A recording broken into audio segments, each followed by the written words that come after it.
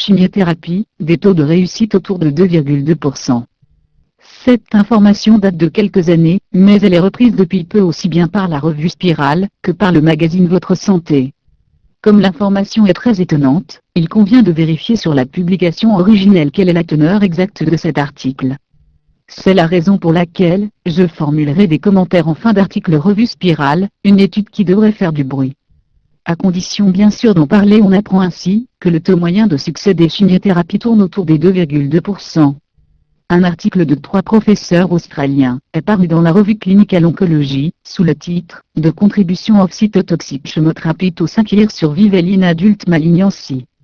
Il étudie les données d'études cliniques avec chimiothérapie au cours des 20 dernières années en Australie et aux USA. Le résultat est tout simplement consternant.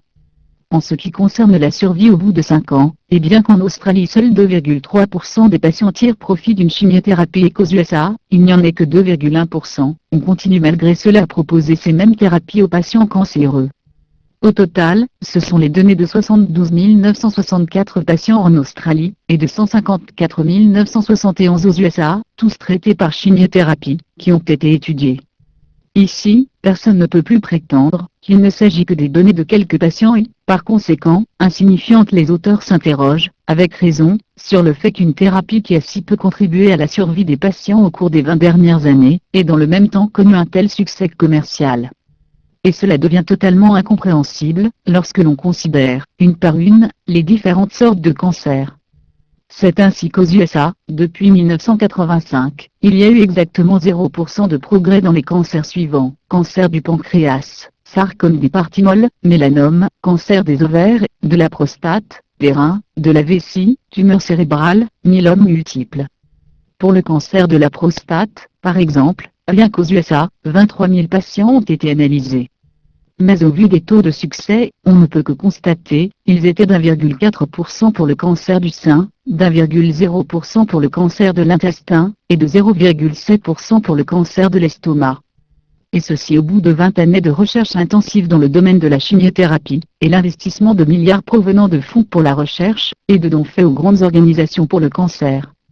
Logiquement, tout un chacun devrait maintenant changer sa façon de penser. Mais à quelle réaction devons-nous nous attendre ? Tout porte à croire que les pouvoirs publics continueront à affirmer sans la moindre retenue que l'on a fait ce qu'il fallait au cours des dernières décennies, et que la recherche a englouti des milliards de dollars dans la bonne direction. Car dans le cas contraire, la perte de prestige sera immense et dévastatrice, et les conséquences économiques et financières catastrophiques pour tous ceux qui vivent, et non meurent, du système. Et tant pis pour le consommateur, pardon le patient, qui se trouve bien seul lorsqu'il n'a pas accès à l'information, lui permettant de prendre conscience de cette autre réalité de la maladie, au moins autant physique que psychologique et spirituelle. On trouvera sur le site http://www.cancerdecision.com les chiffres des effets cytotoxiques de la chimiothérapie sur les 5 années de survie. Ce qui est remarquable, c'est la similarité des résultats entre les deux pays. À travers ces chiffres, on peut mesurer les conséquences de ces traitements, acceptés le plus souvent au prix de terribles souffrances, dans l'espoir ultime d'une guérison, en réalité bien illusoire.